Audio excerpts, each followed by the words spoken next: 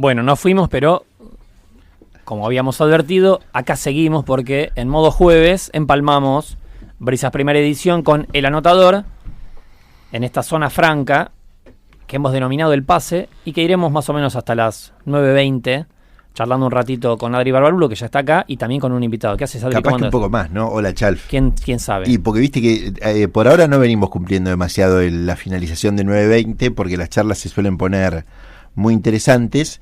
Y en este caso, El Pase está recibiendo, te lo quiero decir, su primer regalo. Pero encantado. Porque en realidad es así, me dice, para Adrián y todo el equipo del Anotador, son mi dulce compañía con cariño, Silvia de Y el Postre. Así se llama y el postre. Así que, y voy a abrir lo que está acá, porque supuestamente me dice, es después de la charla que tuvieron el otro día, me dice, para que compartan con El Pase también, por eso se los traje el jueves. Lo mandaron a Julio, que es el mandadero. Bien. ¿Sí? Y hay acá, en esta que estoy abriendo, es una pastafrola, pero de aquellas, y está hecha con el formato de la grieta. Bien. Mitad membrillo, mitad batata. La verdadera grieta. La verdadera grieta es esta, mitad membrillo, mitad batata. Acá puedo decir que nosotros, creo que el primer pase dijimos, nosotros abonamos la idea de Corea del Centro, así que vamos a justiciar por igual tal cual, ambas mitades. Tal cual. Espera, Jorge, ¿te la puedes llevar? Porque, espérate, te voy a dar un dato que es, la de batata tiene 2 pedacitos de chocolate amargo al costado. Esto del postre es una locura. Me sirve. Gracias a Silvia y a Julio que tienen este emprendimiento y que evidentemente ahora nos trajeron esto para poder probar. Vamos a hacer un poco de ruido con el papel. Ahí estamos.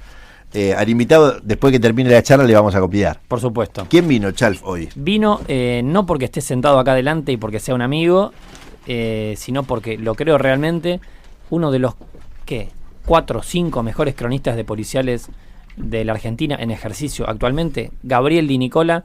Todo el mundo lo conoce como Chicho. Has venido, Chicho, otras veces acá al estudio de Radio Brisa. Siempre que hay algún quilombo a nivel policial, nosotros lo convocamos, con una particularidad. Desde hace unas cuantas semanas, él no puede venir en los días de semana porque está cubriendo ni más ni menos que las audiencias del juicio por la muerte de Diego Maradona, que son martes y jueves, ¿verdad?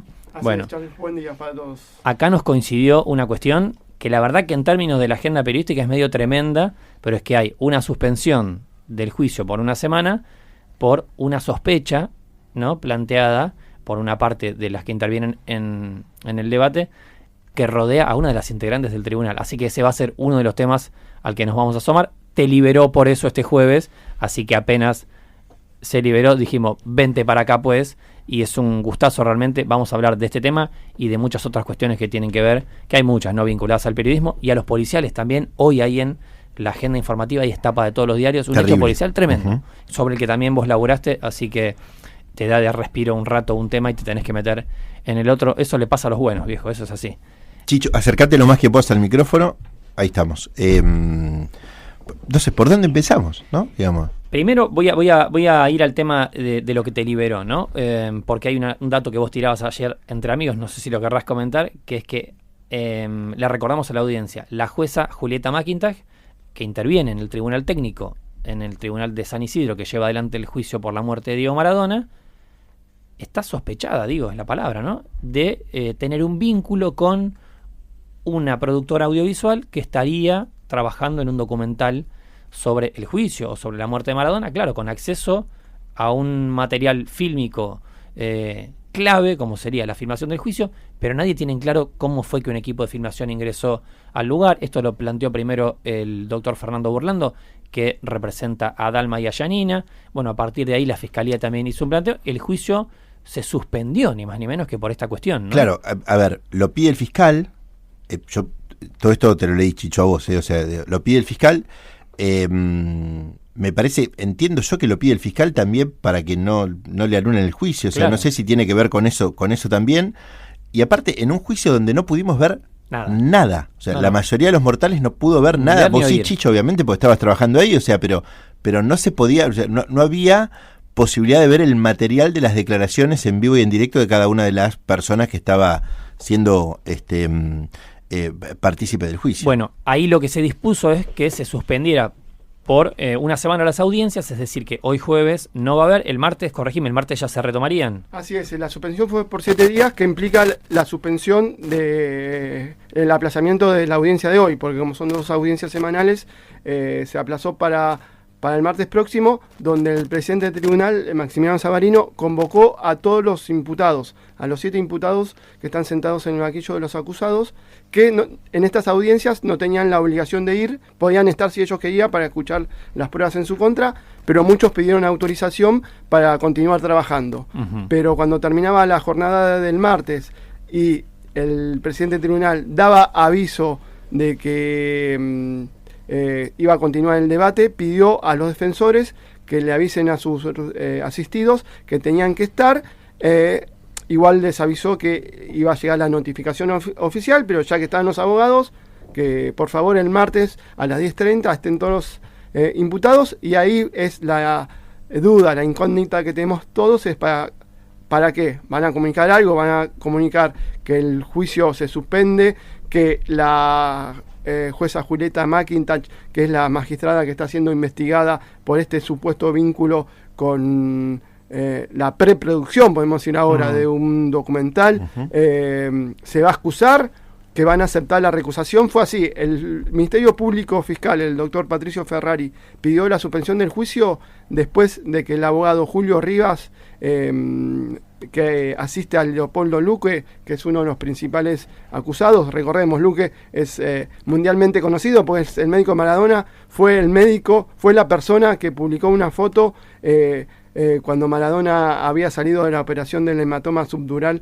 en la cabeza a principios de noviembre de 2020, 22 días antes de su muerte. O sea, su imagen es mundialmente conocida. Bueno, él es integrante de lo que se definió cuerpo médico tratante y uno de los principales acusados. Bueno, Julio Rivas, su abogado, volvió a recusar a la jueza con acusaciones graves. Entonces el Ministerio Público, cuando el tribunal le corrió la vista, dijo, bueno, y dijo una frase el fiscal Ferrari, que yo la usé para titular la nota: vamos a fingir demencia, vamos a fingir que acá no ha pasado nada. Esta es una acusación muy grave que daña a toda la imagen del Poder Judicial, así que pido una suspensión de 10 días para ver si porque además del juicio, paralelamente hay una causa penal donde se investiga si la jueza cometió algún delito. No está imputada todavía, se están juntando pruebas. Entonces el fiscal Ferrari pidió esa suspensión.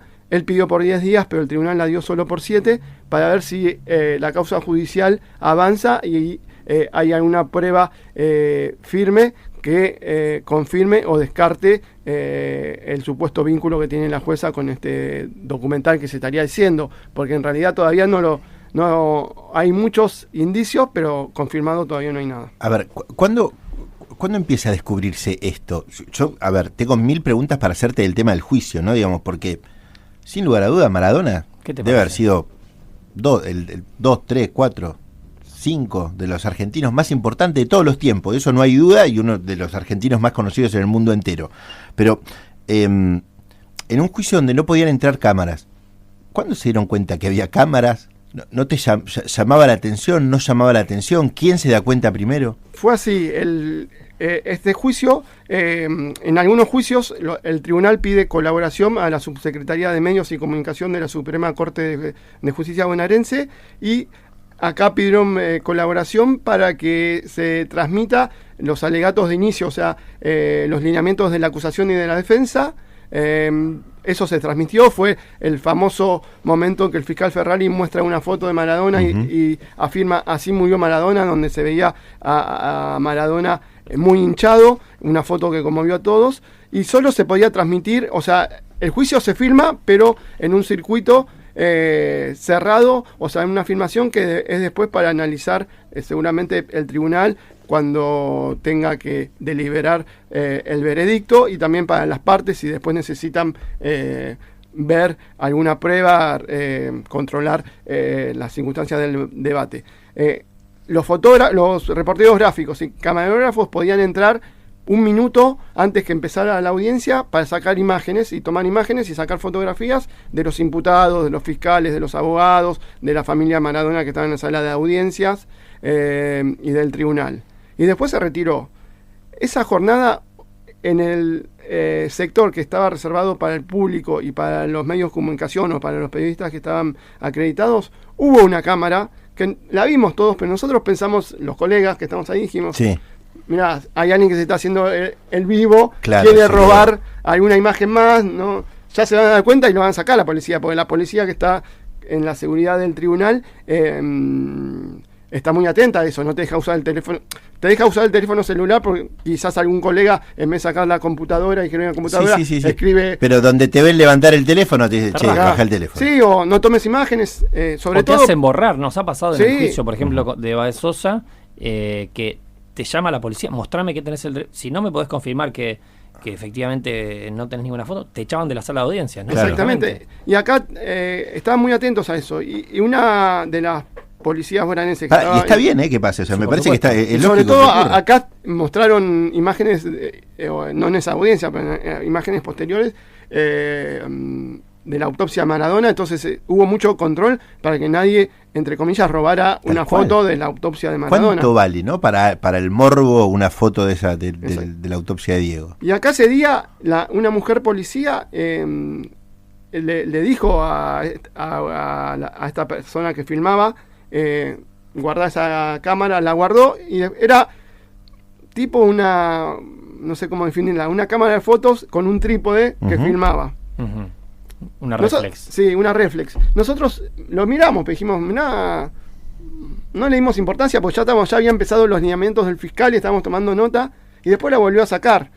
Dijimos, bueno, en cualquier momento lo echan. O tiene la venia de alguien, porque si no uno Sí, sabe que en esto ese no es momento, posible. en ese momento no lo pensamos, pero bueno, ahora podemos decir que en la investigación hay una testigo que es policía, una de las policías, que dijo que después de haberle indicado que guardara la cámara, se acercó otra de sus compañeras con un mensaje supuestamente enviado, no sé si por la propia jueza McIntosh o por alguien de sus colaboradores, diciéndole, no te metas con mi gente. Supuestamente dice eso, no vi la declaración de la testigo, pero sí me la reconstruyeron y Ujú. como que después la mujer policía no siguió insistiendo que guarda la cámara porque supuestamente tenía autorización. Y esto estalló el jueves pasado cuando cuando los puso justamente el abogado Julio Rivas de Luque. Pero el Rum estaba desde, el juicio empezó el 11 de marzo. A mí el 13 de marzo una fuente me dijo, che, averiguá que la jueza McIntosh está preparando un documental en el juicio. Digo, no puede ser, es un escándalo. No, es un escándalo, pero tengo el dato. Y así fue siguiendo el rum. Después se dijo, mirá que la jueza el fin de semana anterior que empezara el juicio estuvo en tribunales con un equipo de fotógrafos y camarógrafos haciendo como la previa del juicio.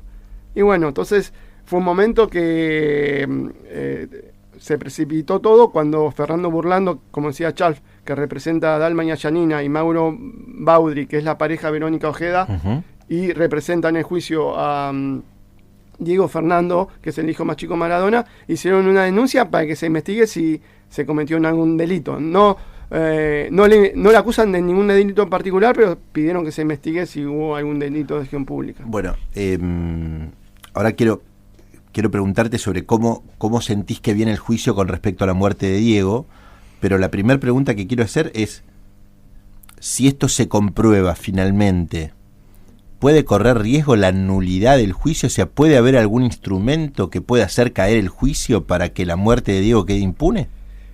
Para mí puede pasar el martes, estaríamos hoy por hoy en un limbo, pueden pasar varias cosas, pero esa es una de las posibilidades. Puede ser que se declare nulo lo que pasó acá en el juicio, que se tenga que volver a sortear un tribunal y que en algún momento se vuelva a empezar de cero, porque obviamente si sortean el tribunal, los tribunales de San Isidro para este año ya tienen la agenda ocupada, será para el año próximo, el otro próximo. También puede pasar que ante las pruebas, y lo adelantó la misma jueza McIntosh, el martes ella diga violencia moral, por la denuncia injustificada, porque él ya dijo que que para denunciar a una jueza tiene que haber pruebas contundentes. Ujú. Me excuso y se sorteará un juez que la reemplace. Acá, como no hay un cuarto juez que estuvo viendo todas las audiencias como suplente, para ya empezar él mismo Ujú. el martes. Y ahí está la duda de qué pasa si la jueza se recusa o el tribunal acepta la recusación de la defensa de Luque. Algunos pidieron que toda la prueba incorporada sea tenida en cuenta y que el juez que reemplaza a McIntosh vea las audiencias filmadas para tener conocimiento de la prueba. Las querellas lo vieron bien esa propuesta, pero otras defensas, como el doctor Nicolás Dálvora, que representa a Nancy Forlini, que es médica de la empresa de medicina prepaga Swiss Medical, dijo que no es posible, que eso no es lo correcto, porque la oralidad de un juicio no solo implica ver las audiencias filmadas, escuchar las audiencias filmadas, sino estar presente porque los jueces pueden hacer preguntas aclaratorias, y este juez, si tiene preguntas aclaratorias a los testigos, Ya es tarde. claro, el problema es que el Ministerio Público dijo que no habría que revictimizar a la familia Maradona, que ya declaró. Janina declaró 7 horas, tendría que volver a declarar. Dalma declaró otras tantas. Hanna también declaró mucho, fue muy duro para ellas porque por varios momentos se pusieron a llorar. Sí, claro. Así que es la duda de qué va a pasar el martes, pero el juicio entró en una trampa, se podría decir, para ver si sigue o no sigue, y si se empieza de cero o le dan la posibilidad a un juez para que vea las audiencias. Veremos, para mí es una posibilidad seria que se vuelva a foja cero de este juicio. Chicho, si no recuerdo mal, nosotros arrancamos con Brisas primera edición el lunes 10 de marzo. Creo que hablamos con vos el mismo 11, fue que arrancaron las audiencias. Hablamos cuando estaba llegando a la puerta de Exacto, tribunales. la apertura del juicio. O sea que estamos marzo, abril, mayo, 2 meses y medio más o menos de juicio. Hasta ahora, el juicio venía desarrollándose dentro de la normalidad, ¿verdad? En ese sentido, esto rompe y sorprende. Sí, venía lo normal, las cuestiones que siempre presenta la defensa, pedidos de nulidades, recusaciones que son rechazadas, y el juicio venía con, por momentos, testimonios muy fuertes que apuntaban a la responsabilidad, sobre todo de Leopoldo Luque, que es el neurocirujano, como decía recién, la psiquiatra Agustina Kosachov, que es la única de las imputadas que por el momento declaró. Venían con pruebas muy fuertes para ellos. Hay otros imputados, que es el médico clínico Pedro Di España, que justamente es médico del plantel profesional de Huracán, que por ahora venía muy bien por eso él, si se suspende el juicio, sería uno de los perjudicados, porque llegó imputado, pero los testimonios que hay hasta el momento confirman que el día que lo fue a ver a Maradona para ver si debía hacerse otra cosa o tratar de hacer una internación involuntaria, no lo pudo atender a Maradona, porque Maradona estaba ese día en una crisis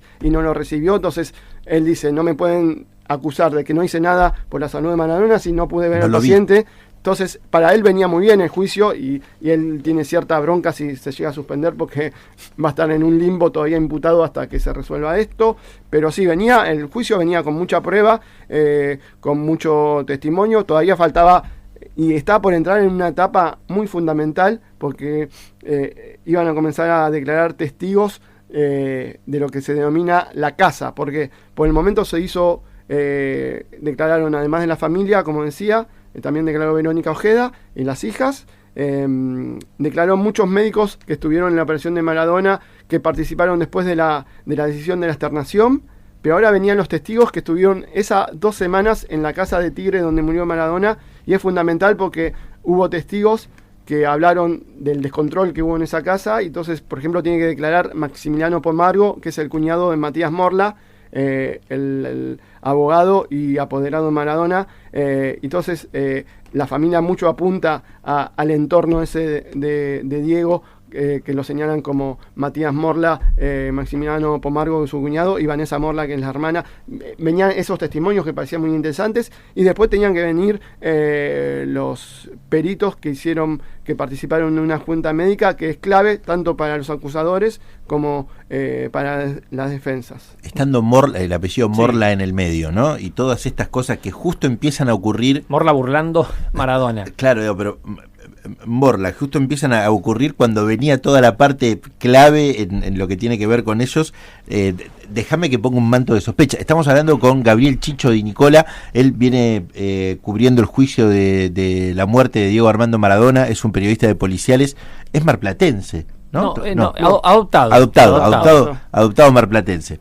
Y bueno, sí, es un rato para estar aquí en el pase. Tiene un niño marplatense, eso ya te transforma un poco. ¿Tenés un ciudadano? Claro, eso tenés un niño marplatense. Es al revés, ¿viste? Él hereda la ciudadanía por hijo. Te dio la ciudadanía tu hijo. Bueno, ¿qué viste del juicio de Diego que no puedas entender? O sea, viste que yo creo que esto que pasa con Maradona es algo que en algún momento todos sentimos, cuídelo un poco, o sea, tráemelo, o sea, Diego no puede salir, tráemelo un mes a casa que yo le doy bife con ensalada todo el tiempo, lo cuido, lo acuesto, le doy un beso a la noche antes que se vaya a dormir. ¿Qué viste en el juicio de Diego que digo, qué locura esto, ¿no? Mira, hubo momentos, me emocionó mucho la declaración de Yanina, porque recordó el día del cumpleaños de Maradona. Esto fue previo a su operación y a su internación entre comillas domiciliaria que tuvo en esa Casa Tigre. Recordó ese 30 de octubre de 2020, el día que Maradona estuvo en la cancha de Gimnasia de Esgrima La Plata, que supuestamente le hacían un homenaje por su cumpleaños, le hacían soplar las velitas, que estuvo Claudio Chiquitapia, Marcelo Tinelli, que en ese momento era el presidente de lo que ya no existe más que la Superliga profesional, que todos vimos a Maradona que casi no podía caminar, que casi no podía hablar. Bueno, Yanina habló de ese día, que lo fue a visitar en ese momento, vivía en Bransen, y Yanina contó que lo vio mal a su papá, que todas las personas que estaban ahí como que estaban en su mundo y no lo veían, y ella le preguntó, papá, ¿estás bien? No. ¿Querés venir conmigo? Sí. Dice, me hizo un gesto con los brazos como un nene ella dijo nene, pero bueno, un bebé de 9 meses le tira los brazos a su madre. Yo me representé esa imagen y veía a Maradona, lo que decía Yanina, que estaba mal, que nadie, a su alrededor había gente que no le importaba, extendiendo los brazos a su hija como si fueran, tengo una imagen como un Maradona, como un bebé, un niño, extendiéndole los brazos a su hija, y ahí Yanina contó que no se lo pudo llevar, apuntó a uno de sus primos, Jonathan Espósito, como él ya dijo, pensé que mi primo me iba a ayudar, pero fue todo al contrario, me echaron de la casa, y al rato lo vi a mi papá en la cancha de Gimnasia, y lo llamé a Marcelo Tinelli, diciéndole, ¿cómo lo viste? ¿Lo viste? No le entendí nada de lo que me dijo, y estoy seguro que tu papá no entendió lo que yo le decía, está mal, y ahí se precipitó la internación, y bueno, y después te conmueve escuchar los testimonios diciendo que lo veían muy hinchado a Maradona y que nadie hizo nada, y los médicos diciendo que cualquier médico en ese momento se tendría dado cuenta que algo había que hacer, que era un síntoma de que algo había que hacer rápido, y pensar que murió, se podría decir, casi abandonado, que murió en una habitación que tenía un inodoro portátil, era un inodoro que estaba como en un andador. Te da lástima pensar que murió abandonado. Yo me decía, nació en un lugar muy humilde, sin baño, que él siempre contaba que para ir al baño había que salir de la casa. Y después de los millones que ganó y de los millones que le hizo ganar mucha gente, no te digo que estaba en una casa que no tenía baño, porque era una casa en un country, pero en esa habitación tenía un baño en un andador, un inodoro en un andador. Pensar que, como decías vos, nadie hizo, o sea, ¿por qué lo dejaron abandonado así? Y eso es lo que se discute en el juicio, el objeto procesal de este juicio, más allá de que se habló mucho de la operación del hematoma, de si había que operar o no. Eso no fue la causa de muerte. El objeto procesal es determinar qué pasó en esas 2 semanas del 11 de noviembre al 25 de noviembre de 2020, qué pasó en esa casa que llevó a Maradona a la muerte. Y venía esa parte ahora en el juicio que parece muy importante, pero ya escuchando estos testimonios te da a decir, loco, ¿qué hicieron? ¿Sabes una cosa que pienso, Chicho? Y con vos, Adri, lo hablamos un montón de veces. No quiero comparar porque es una exageración, pero para que se entienda lo que voy a plantear. Cuando fueron los atentados de Atocha en Madrid, 1, 2, 3 años después había lo que quedaba, porque muchos se habían suicidado, de los acusados fueron juzgados, condenados y se terminó. En el caso AMIA, todavía seguimos bailando, nunca el caso se llegó a un juicio serio, etcétera. El caso de Maradona no tiene que ver con algo tan grave, estamos hablando de un hecho concreto, de una persona bien identificable, y aún así es un caso que previsiblemente iba a tener una difusión mediática internacional monstruosa. Igual quiero decir, para mí está bastante liviano, o sea, no... Sí, está sí, bastante en la liviano lo de repercusión, Diego. sí. Que en parte tiene que ver con lo que hablamos, con que no se pueda filmar, con que no trascienden imágenes, etcétera, con que también hay que tener algo como con lo que cuenta Chicho. Chicho labura para el Diario de la Nación y está cubriendo semana a semana un juicio que son muchísimas horas, con un desplazamiento, etcétera. Pero digo, otra vez el juicio se va por la banquina, ¿no? Que de repente estamos pensando si va a continuar, si no, continúe o no. Esto ya también, imagino que condiciona para bien o para mal, por ejemplo, las estrategias de la defensa, que podrá escudarse en 2 millones de recursos, de lo que sea, decir, che, negro, vos te diste cuenta que hasta hace 10 minutos estamos viendo si la jueza está entongada con un equipo de documentalistas. ¿Cómo voy a dar entidad a todo lo que se ha planteado acá? Con lo cual es una crueldad para las víctimas, para Maradona, para las hijas, la familia, para los propios imputados, que decís, che, negro, garantizame condiciones de enjuiciamiento normales, ¿no? La pregunta que venía después para Chicho tiene que ver con esto. O sea, tiene que ver con... ¿hace cuánto, Chicho, que cubrís juicios? Y empecé en policiales en el 2003 y creo que fue en junio de 2003 que pasé de la sección que en el diario se llamaba Zonales, que eran noticias locales de Vicente López, San Isidro, San Fernando. En junio de 2003 pasé a policiales, seguridad, y habrá sido a fines de ese año que cubrí el primer juicio. Bueno, y la pregunta era... ¿Qué ves? ¿Qué bagaje tenés por tu paso por tribunales? O sea, por distintos tribunales que te puedas imaginar, ¿no? Digamos, porque no puede ser que siempre la justicia termine raspada por algo. O sea, siempre termina con un machucón, siempre termina con una cornada, siempre termina con algo raspado. Y eso te quita credibilidad, institucionalidad. Y después, eso...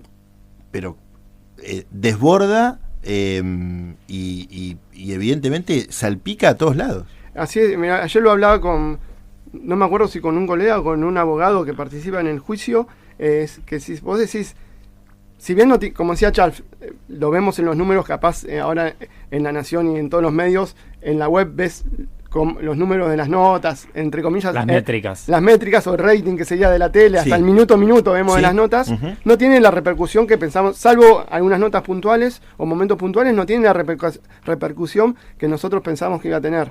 Pero decís, es un juicio que lo están cubriendo 2 agencias internacionales, está la agencia EFE en el juicio, AFP, que tiene, nos contaron unos chicos de esas agencias que en algunos países, por ejemplo, en varios países de extranjero, tienen muchos pedidos de traducción de las notas que hacen acá por el juicio de Maradona. O sea, es un juicio que está con la mirada internacional. Digo, pasa esto en este juicio que tiene mirada internacional, ¿qué pasará en los juicios que no tienen repercusión periodística, no tienen repercusión pública? Que hay un montón, ¿eh? Que hay un montón, porque en los medios no cubrimos todos los juicios. ¿Qué pasará en esos juicios donde los jueces o fiscales se sienten que no son vistos? Acá me decía ayer burlando, yo estoy preparando una nota de qué puede llegar a pasar el martes. Claro. Y burlando me dice, yo quiero, si se tiene que empezar a foja cero, que se empiece a foja cero, porque si este juicio continúa con lo que pasó hasta ahora, hay muchas posibilidades que el día de mañana, con una condena,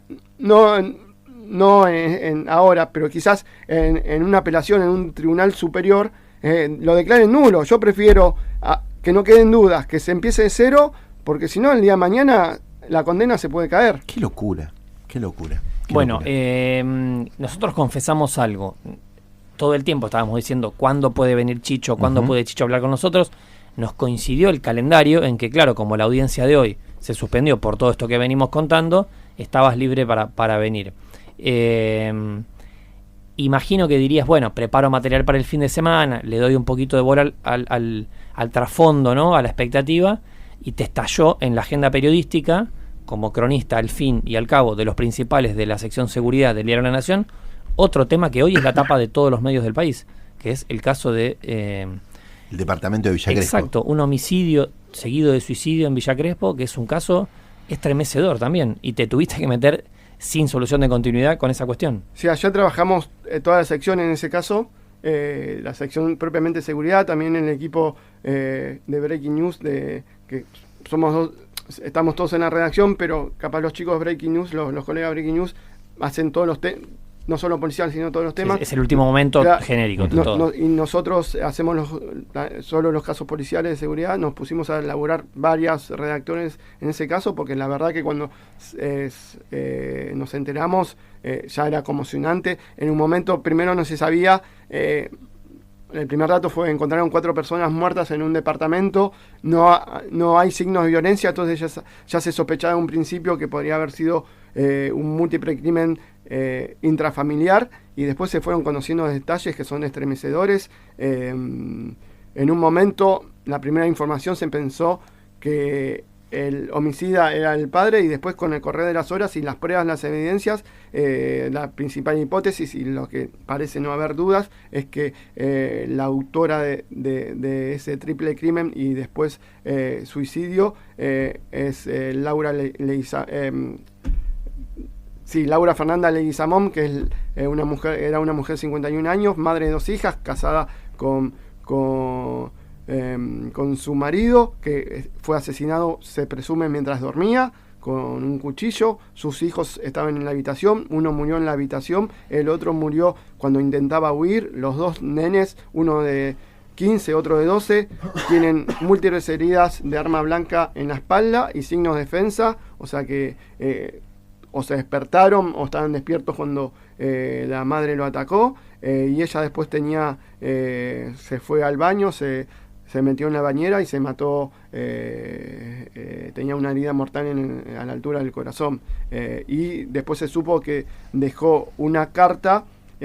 Los investigadores encontraron una carta escrita a mano, un poco en letra cursiva, un poco en letra imprenta, que la definieron así los investigadores: parece un texto escrito por alguien que no estaba en sus cabales, porque hay palabras sueltas, no hay como una oración.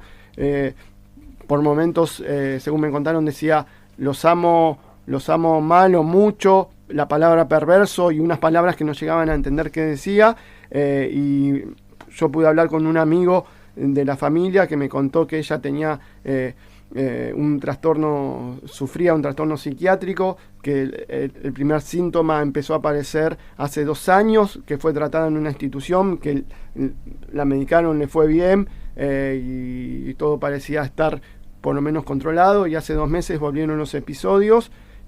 Habría vuelto, la vio una amiga psiquiatra que no la pudo atender, obviamente, por ser relación de amistad, pero le dio medicación y la derivó. Ella ya había sacado turno, pero bueno, esto estalló antes de que la pueda ver un profesional para hacer un diagnóstico más certero. Tuvo los últimos días, me contaba este amigo de la familia, que estaba muy deprimida, que no salía casi de la cama. Su marido trabajaba casi 100% en su casa, porque dice que si yo me voy a trabajar no sale de la cama, en cambio si yo me quedo la motivo para que salga de la cama. Él era analista y del mercado de granos, también tenía inversiones inmobiliarias, o estaba comenzando a hacer inversiones en la construcción, entonces eso le daba quizás posibilidad de estar en la casa, pero este amigo que yo logré hablar, que me contó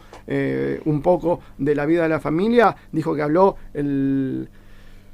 esto fue ayer miércoles, el martes a la noche, con el hombre, y estaba, o sea, nada hacía prever que esto iba a pasar. Los crímenes, si bien todavía falta que se confirme por la data muerte de la autopsia, habría ocurrido a las 6 de la mañana de ayer.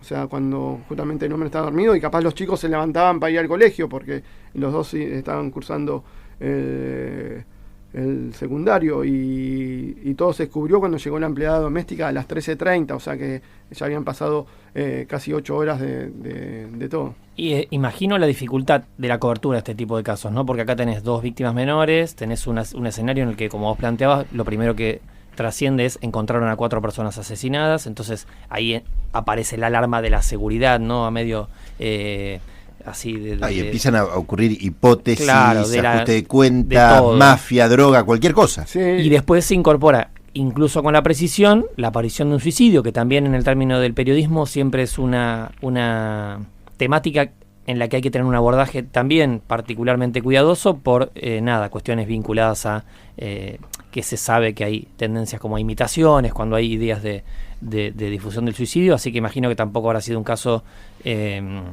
fácil de cubrir en ese sentido, ¿no?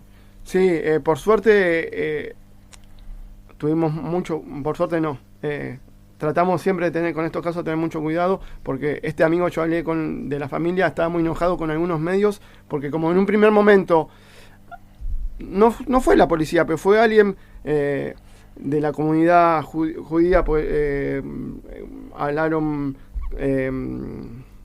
que hablaron rápidamente, se hablaba que a él le habían encontrado un cuchillo en la mano, entonces dieron a entender que el asesino podría haber sido él. Ya los amigos se enojaron porque en algunos medios se hablaba de que él era violento con la familia, o sea, se hicieron especulaciones que parece no, todo indica que no tenían nada que ver, y entonces a veces los medios nos equivocamos en la rapidez y en tratar de dar una hipótesis, que tampoco nosotros somos quien para dar hipótesis. Seguro. Se empezó a especular de una situación de violencia familiar que no la hubo, y eso hizo enojar mucho a los amigos. Bien, Chicho, no te voy a pedir nombres ni nada, pero ¿quiénes son tus fuentes? O sea, ¿cómo te manejas con el tema de las fuentes? ¿Policía? ¿Justicia? ¿Cómo se construye parte de lo que tiene que ver con el mundo policial y con el mundo del AMPA, ¿no? Porque en definitiva estás todo el tiempo ahí trazando una línea sobre quién pasa un dato, quién no pasa un dato. Ahí también está la certeza y la mirada del periodista, ¿no? Sí, bueno, mucha fuente judicial, policial y muchos abogados, a veces tanto del lado de la defensa y de los denunciantes, de los querellantes, y a veces, bueno, no sé. ¿Una ordenanza, por ejemplo? Sí, alguien que te tiran datos y te dice, empezá por acá, chequea por acá, y a veces, no sé, en un caso muy importante que tuve, y que le agradezco mucho, es el caso de los dos hermanos detenidos en España con casi 1 tonelada de cocaína, que hubo un tercer detenido que fue el único absuelto de ese juicio, el copiloto Matías Miret. Bueno, alguien ha llegado a él mientras que estaban presos, y yo desde acá no tenía acceso capaz al expediente judicial, una fuente cercana a él, no voy a revelar quién era, no me pasó desde el primer momento información precisa y certera, y que en el juicio que tuve la suerte de cubrir en Barcelona se pudo confirmar, y entonces a esas fuentes que vos decís, no, voy a tener recelo porque capaz quiere beneficiar a alguien, no solo él, obviamente esa persona quería ayudar a la persona que era inocente, pero bueno, a mí me ayudó mucho, me entregó información certera, y no me mintió nunca, y eso es de gran valor. A veces te ayuda más que capaz una fuente judicial, alguien cercano a las partes, ¿no? Bien. Hay una cosa en el periodismo policial que me parece que en este tiempo de duda respecto de hasta dónde va a llegar la inteligencia artificial, creo que ninguno de nosotros tres es necio y entiende que es algo que entró a la vida para condicionarla, mejorarla, como quieras verlo, pero que no podés desconocer. Como en pocos ámbitos en el periodismo policial, en el que uno se tiene que nutrir de fuentes, patear y patear y patear y molestar y llamar y consultar y chequear y preguntar, no sé si es reemplazable por ningún tipo de dispositivo o desarrollo tecnológico, ¿no? Esto de ir y sentarte día a día y que te vean la cara los testigos, los abogados, los médicos, los imputados, las víctimas, los jueces, como decía Adri, chusmear con alguien que lateralmente pudo haber escuchado algo, eso implica poner el traste, caminar, preguntar, molestar y procesar información en un cerebro. No lo puede hacer toda la inteligencia artificial. Totalmente. Y como decías, la ordenanza, por ejemplo, parece que un testigo clave de esta investigación paralela al juicio Maradona, que es la investigación de la jueza McIntosh y su presunto vínculo documental, sería una persona que no es ni abogado, ni fiscal, ni juez, es alguien que, bueno, no me puedo contar, pero alguien que la vio Sí, en el día previo armando una especie de a ver dónde va el tiro de cámara, qué queda mejor, cómo ponemos... Así es, así que ahora están buscando, ya se lo habría contado a alguien, esa persona, que no sé, suponete que puede haber sido un barrendero, pero pongamos, se lo contó a alguien, entonces ahora lo están buscando a ver si declara y dice lo que vio ese día previo. Bueno, hemos charlado un rato largo con... Voló, ¿eh? Voló. Sí, voló, claramente. Bueno, cuando estés otra vez por acá por Mar del Plata, otro jueves, traemos y seguimos hablando de mucho más, porque evidentemente hay muchos casos policiales que has trabajado durante muchos años, hay vínculos con la política, el deporte, la droga, todo lo que te puedas imaginar, la justicia, en base al trabajo que hace Chicho en el Diario de la Nación. Y además, Adri, Chicho es una especie también de termómetro. Vos le preguntaste desde cuándo viene laburando en Policiales en la Nación, desde 2013 en adelante, lo hemos hablado en otras oportunidades. También tenés un termómetro de lo que has tenido que venir cubriendo, en cómo ha ido cambiando el delito, el AMPA, la justicia en estos años, ¿no? Sí, de eso no hay duda. Ahora, para cerrar, Chicho, y volviendo un poco al tema de juicio Maradona, ¿no? Digamos, lo que provoca Maradona, ¿no? Digamos, porque yo lo único que puedo pensar es que esta señora McIntosh, la jueza, dice, che, puedo pasar al estrellato. O sea, puedo pasar al estrellato como la jueza que condenó a los asesinos de Diego. Pienso absolutamente lo mismo de Luque. Lo salvo a Diego, tengo laburo para toda mi vida. Cosa Chop, lo mismo. O sea, lo que provoca Maradona, incluso muerto. Bueno, hay un dato de eso. Dicen que Luque tiene más trabajo ahora que antes de la muerte de Maradona. O sea, que ni la muerte de Maradona y su sospecha de su posible participación en lo que terminó siendo la muerte de Diego le quitó trabajo. Y coincido con vos. Obviamente estamos hablando potencial porque todavía no está comprobado nada, pero para mí, si se confirma lo de la jueza McIntosh, para mí no es algo de ni dedo ni nada, es ego y decir, yo estuve acá, soy la jueza yo condené a los asesinos de Maradona. Por eso la defensa la recusó, porque si estás haciendo un documental es porque ya tenés el voto definido. Y bueno, ayer lo dijo a un colega, a Sergio Forela, el abogado Mauro Baudri, la pareja de Verónica Ojeda.